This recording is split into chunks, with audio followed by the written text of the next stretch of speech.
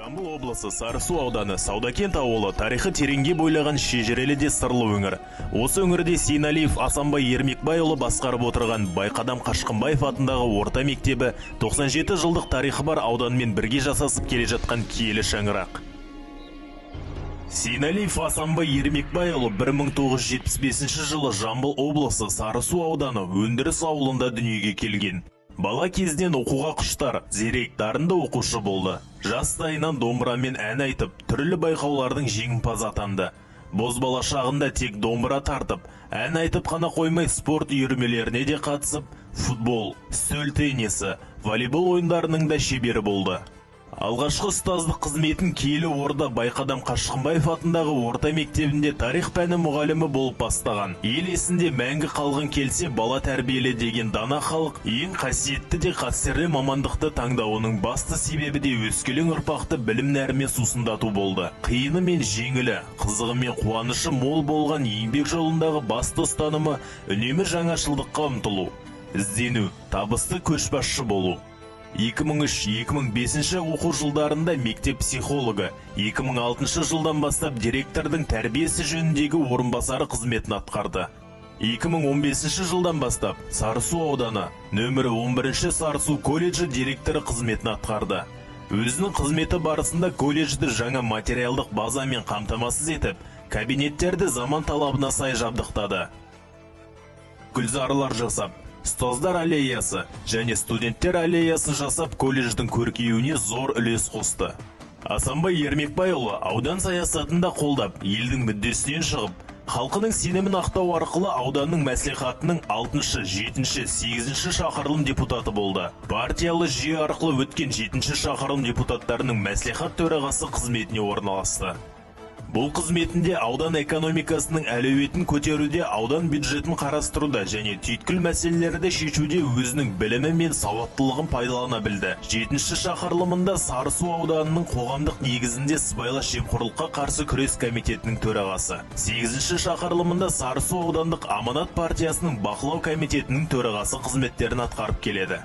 Мағжан Жұмабаев қазақтың тағдыры, келешегі мол ел болуда мектептің берік, өз жанымызға үйлесетін қандай негізге құралуына барып тіреледі. Мектебімізді берік, өз жанымызға үйлесетін негізде құра білсек, келешегімізге нық қадаммен басуға болады.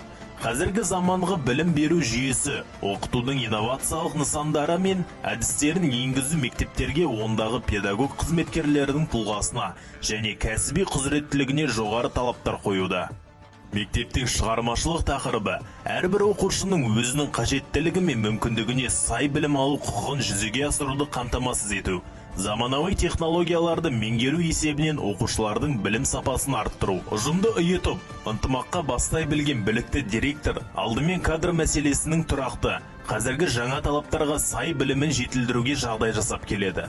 Білім ошағы мамандарын біліктілікті арттыру және ағылшын тілі курстарына бағыттау. Тәжірибе алмасу үшін облыс орталығында, еліміздің өзге де қалаларында өтетін ғылыми семинарлар мен конференцияларға қатыстыру назардан тыс қалмайды. Президентіміздің Қазақстан халқына биылғы жолдауы ұстаздарды жаңа серпінмен жұмыс атқаруға бағыттап отыр.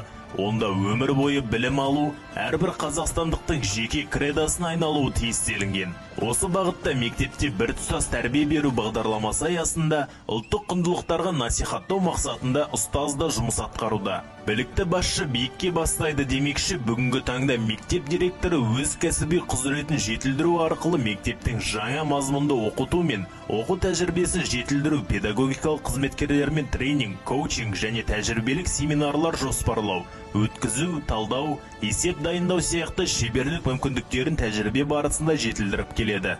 Ұстаз жаңалық жаршысы. Ұстаздарымыз заманауи білім нәрімен сусындап қана қоймай, мемлекеттің дамуы үшін жасалып жатқан барлық бастамалардан хабардар. Мектептің заманауи білім көшіне ілесу материалдық техникалық базаға байланысты екені белгілі. Осыған орай мектепте мультимедиалық кабинеттер саны толықты. Атап айтсақ, 11 кабинетке интербелсенді тақталар орнатылып, интернет желісіне қосылды.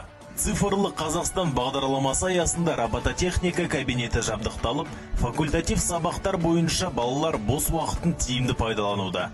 Робототехника мектепте балаларды қазіргі заманда жоғары технологияларға толы өмірге дайындау тәсілі. Мектеп директоры басшылығымен табиғатты аялайық жобасы қолға алынып, мектеп айналасын көгалдандыру, жасыл желек жұмысы өте жоғары дәрежеде жүргізіліп келеді. Мектебіміздің түлектері бастап 350 түп жеміс ағаштарын отырғызып, баққа айналдырды. Асанбай Ермекбайұлы шәкірттерін білімге деген ынтасын арттыру мақсатында биік талап деңгейінен көрінуде талай істердің ұйытқысы болып келеді. Ұлттық тәрбие мен білім берудің жаңа моделін шебер ұштастырумен ерекшеленетін білім ошағының оқушылары республикалық, облыстық пән олимпиадалары, ғылыми жобалар жарысында жоғары орындардан көрініп жүр. Жылма-жыл түлектеріміз мемлекеттік гранттарды иемденуде. Соңғы 3 жыл білім сапасы қарқынды өсті. Дарынды дамыту мектебі бойынша абайтану, жамбылтану, мұқағалитану байқауларының жеңімпаздары ұстаздардың мақтанышына айналған. Білікті басшы, ұлағатты ұстаз, ел болашағын тәрбиелеуде тынымсыз күндер мен түндерді артқа тастап, абыройы биігінде келеді.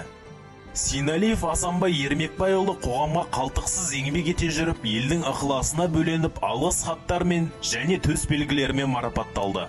Атап айтар болсақ, 2022 жылы Қазақстан Республикасы президентін сайлау науқанына дайындық және өткізуге қосқан елеулі үлесі үшін президент Қасым-Жомарт Тоқаевтың алғыс хатымен Қазақстан Республикасының тұңғыш президентінің Қазақстан Республикасы парламентінің мәжілісі мен мәслихаттар депутаттарының сайлануында белсенділік танытып, Нұр Отан партиясының айқын басымдықпен жеңіске жетуіне қосқан үлесі үшін алғыс хатымен Қазақстан Республикасының Конституциясына өзгертулер мен толықтырулар енгізу жөніндегі жалпыұлттық референдумда белсенділік танытқаны үшін алғыс хатымен 2019 жылы Қазақстан Республикасы мәслихатының 25 жылдығына орай Сарысу ауданы әкімі Мәдібек Қанатбек Қайшыбекұлының құрмет грамотасымен марапатталған. Сонымен қатар, облысқа сіңірген еңбек үшін, Сарысу ауданына сіңірген еңбек үшін, Қазақстан Республикасы тәуелсіздігіне 30 жыл толуына, Қазақстан мәслихат хатшыларының бірлестігінің 25 жылдығына және Сарысу ауданында 95 жыл толуына орай,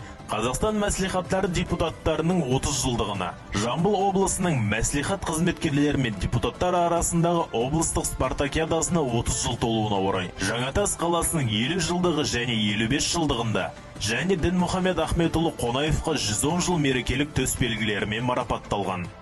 Заманауи мектептің көшбасшы директорының портреті қандай? Ол табысты менеджер болып, бәсекеге қабілеттілігі қалай қалыптасады? Деген сұрақтар төңірегінде ой өрбітсек, бірден Жүсіпбек Аймауытовтың мұғалім істеген ісі өнімді, берекелі болуын тілесе, әуелі өз қызметін шын көңілмен жақсы көрсін деген нақыл сөзі есімізге оралады. Асанбай Ермекбайұлы өз мамандығын сүйді. Адам еңбегінен қуанышын таба білсе, бойына күш қосылып, еңбекке деген құлшынысы арта түседі. Зор ықылас, шабытпен істелген іс, табыс биігіне жеткізетін қос қанат екені баршаға аян.